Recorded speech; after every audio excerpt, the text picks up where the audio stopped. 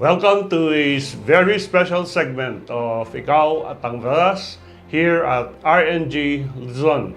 And we are honored to have a very special distinguished guest, former mayor, former congressman for over 2 decades.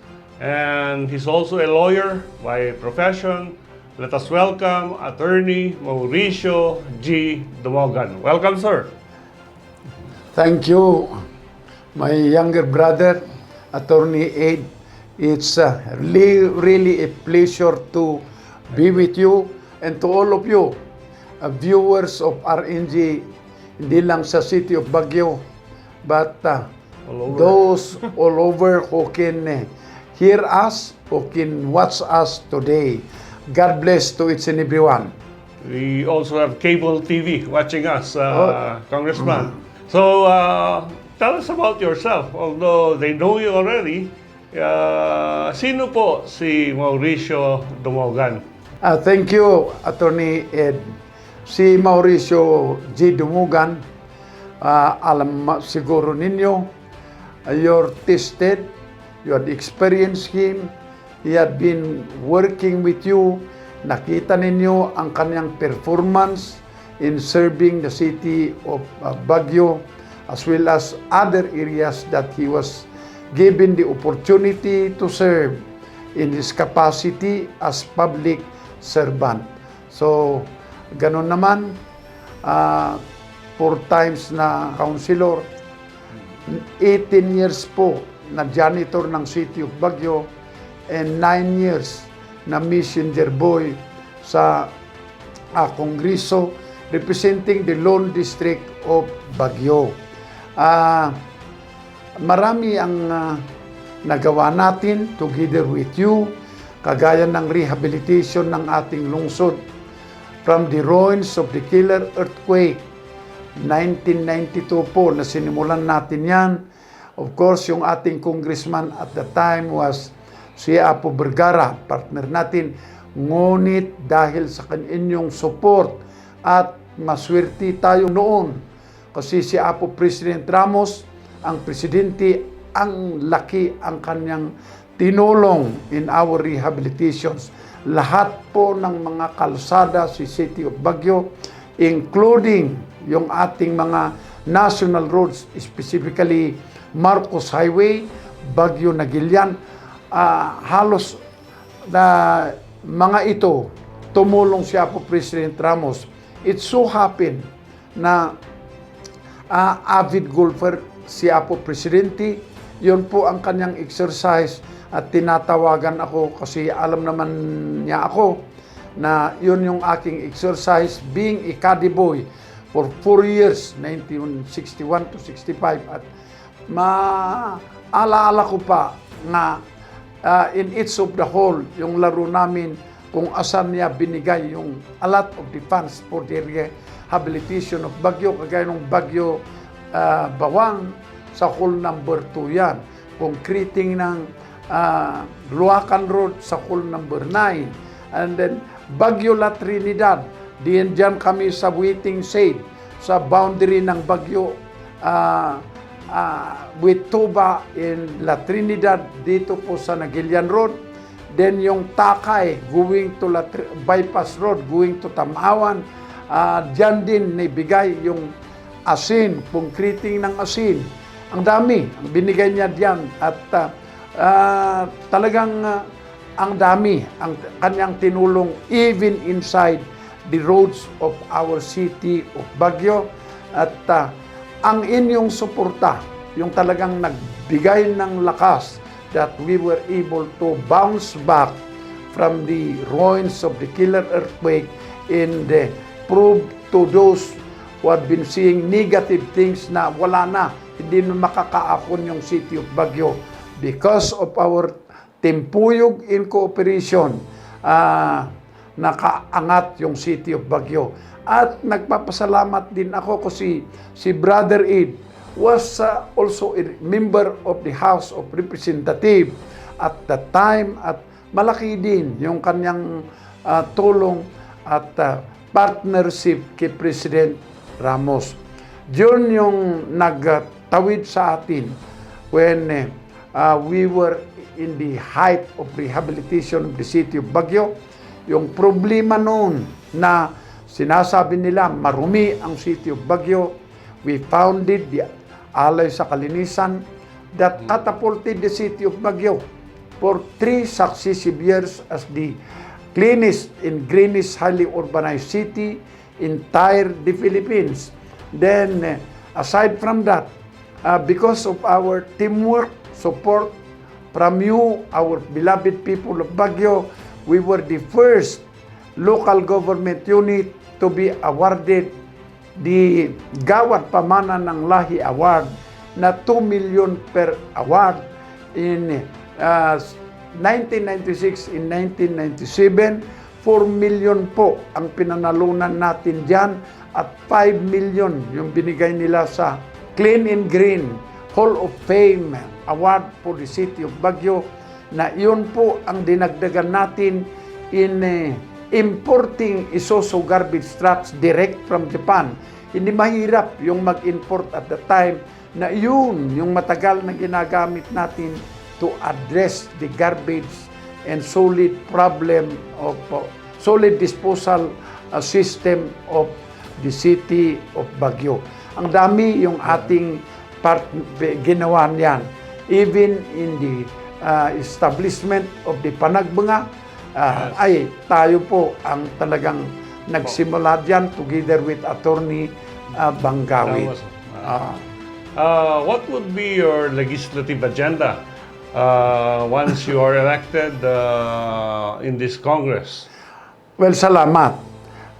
I was convinced to go back kasi ang dami yung sinimulan natin na hindi natapos at hindi naman natugunan. At ikalawa, yung koreksyon, yung talagang infirmities at errors sa ating newly revised city charter.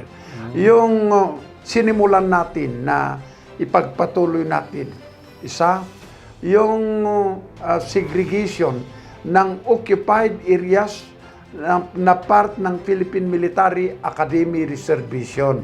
I am referring to Camp Alin, yung Navy base, Luacan, Ongasan, and part of Kias.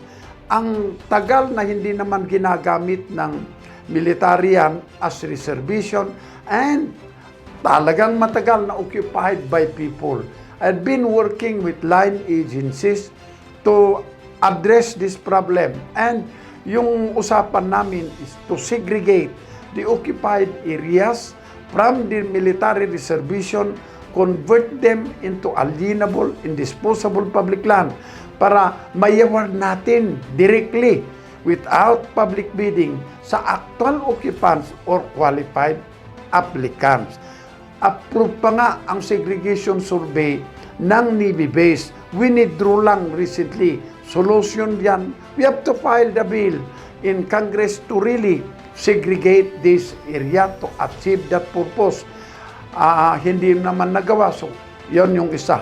Ikalawa, yung Force Park Parcel 3, I'm referring to Gibraltar. I've been working for a long time for the segregation of this area from Force Park kasi hindi naman nagagamit as part of Force Park and occupied by a lot of people yan. So, I was able to convince the DNR, inaprubahan nila na maalis sa reservation yan, approve yung segregation survey. I filed the bill during the 14th Congress. Hindi lang natapos when my term expired. Ipagpatuloy natin yan. Hindi naman na ituloy. Isang priority bill. Pangatlo, yung mining reservation. Proclamation 414 in 572. If I'm not mistaken, covering Upper Gibraltar, kayo sa Mines View, sa Puksusan, sa Luacan, Apugan, Happy Hollow, Atok Trail, in part of Kias. Matagal na occupied by a lot of you people of Baguio and hindi ninyo pwedeng applyan kasi military reservation.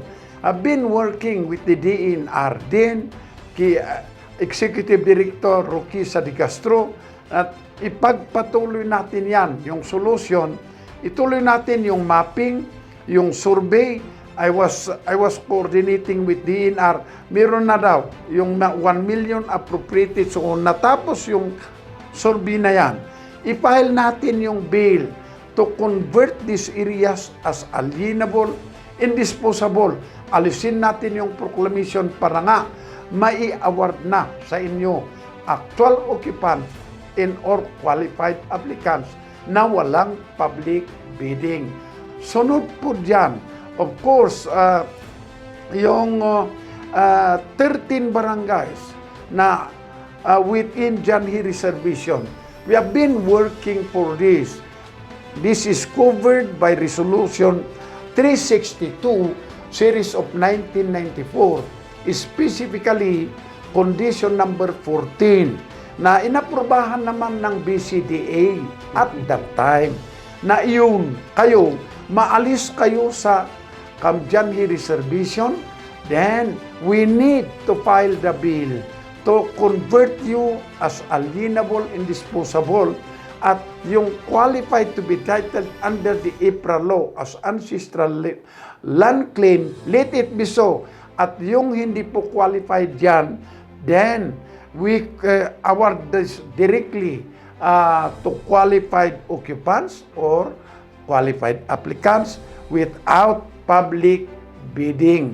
And then, we have to really assert, I am appealing to all the officials of Baguio na ngayon nag-decide ng Supreme Court na expired na yung contract of lease between BCDA and Janhi Development Corporation.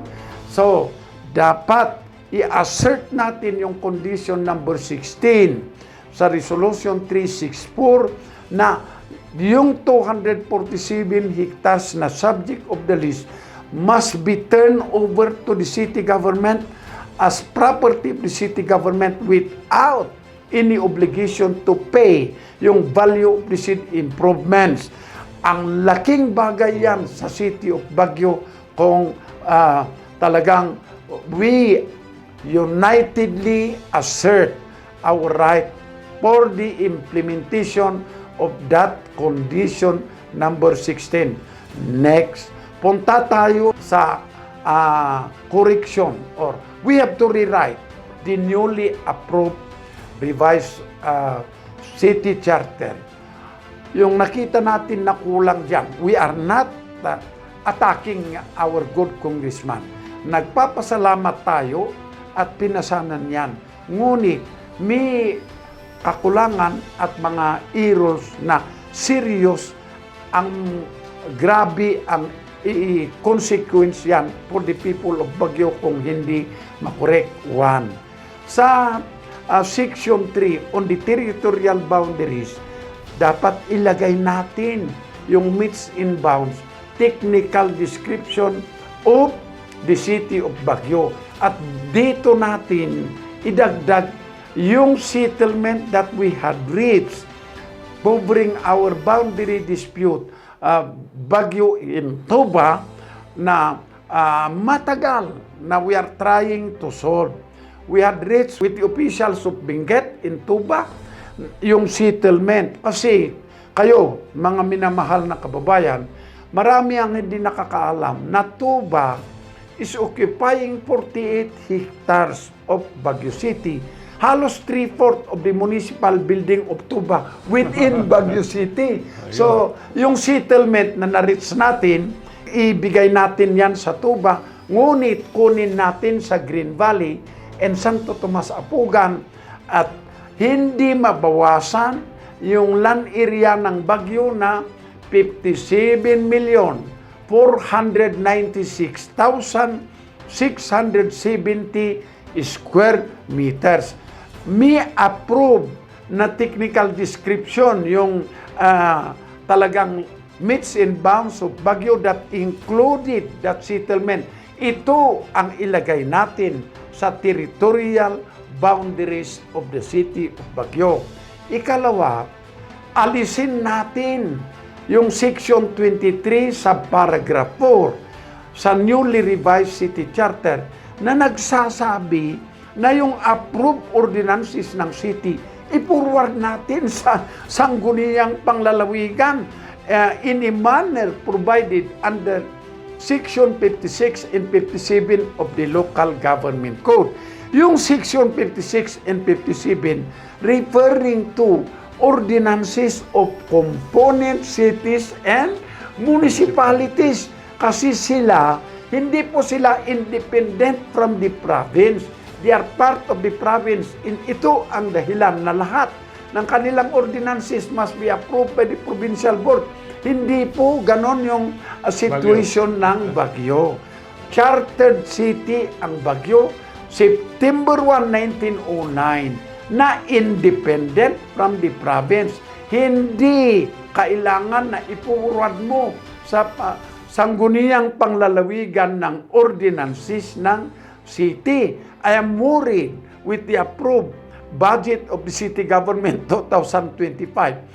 Baka i-forward nila yan sa DBM na hindi approved sa provincial board. Sabihin ng DBM, bakit? Hindi niyo sinundan yung inyong sariling charter.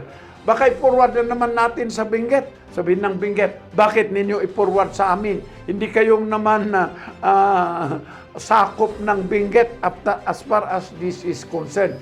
Dapat maalis yan. Then, pangatlo, ito, pinaka-importante, that we have been trying to address na problem of the city. Yung disposition, entitling of alienable and disposable public lands na part of the town site reservation of the city. Ito, most of them are covered by TSA, Town Site Sales Application. At ang tagal, yung maraming applications diyan, nanggap pa ngayon, hindi pa awarded, walang titulo. Correct yung binigay ng DENR sa akin, na land area pa ng alienable and disposable public land na wala pang award and walang titulo, 1,080 hectares. That's equivalent to 10,800,000 square meters, Attorney Ed. Yung problema sa TSA, mandatory ang public bidding na yung applicant pa, siya ang magbabayad ng publication fee parang maibid yung kanilang application. Ang dami, ang natatakot dyan kasi may posibilidad na mililitaw na mag-outbid sa kanila. Asan sila ngayon? Solusyon na nakalagay sa aming amendment, ngunit nabito noon ni Noynoy. Ano ang nakalagay? Alisin natin yung TSA, i-convert natin na miscellaneous, parang direct award sa inyo, mga applicants or qualified occupants na walang public bidding. Iyon yung talagang solusyon dyan na unfortunately, kung basahin mo yung newly revised city charter, minintain pa rin yung TSA at talagang serious problem yan na dapat ito ang isang priority na gawin natin kung given the opportunity to be in Congress. There's so many more laws and bills that Congressman Mauricio Dumogan can do. But lack of material time, sir, any parting words? Yeah. Maraming salamat, Brother Ed, sa inyo, mga viewers natin. Maraming salamat. Again, nakita naman ninyo ako. You have tried me. You have experienced me as your servant. And yung paninira nila na ako ay ulyanin na, hindi po awa ng ating Panginoon. So, I am appealing to you, not only for me, but for my entire team, Puyog team. Walo lang kami po under this one who remain with Team Puyog team na talagang kontra sa dynasty. At sana nga, huwag tayong malinlang sa pira-pira lang. Please look at our qualification, our experience, our performance, integrity, in competence, in character, and base your decision on those criteria. And I am appealing to you, consider us. Mauricio Dumugan for Congressman number 5.